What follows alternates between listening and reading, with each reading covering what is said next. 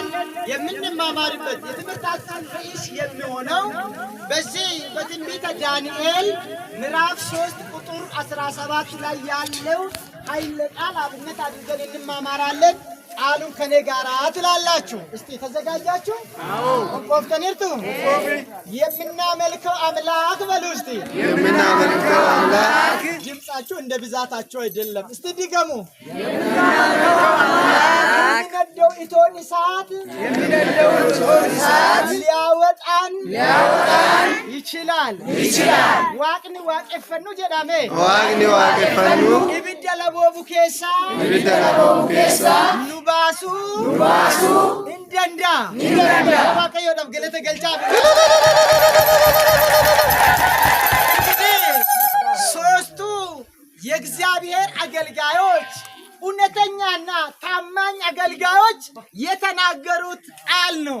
አናንያ አዛሪያና ሚሳኤል የሚባሉ ደጋግ እስራኤላውያን ለእግዚአብሔር የታመኑት አገልጋዮቹ የተናገሩት ቃል ነው።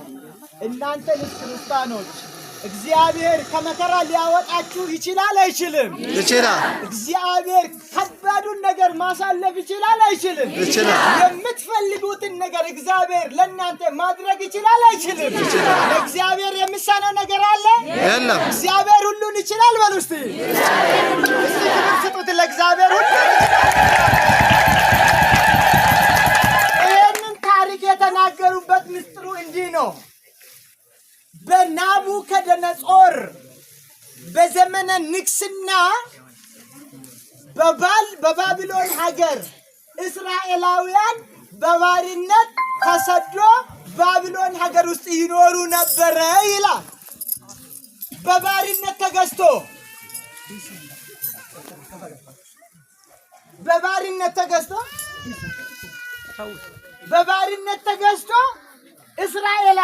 እስራኤላውያን ማለት ደግሞ ክርስቲያኖች ማለት ነው።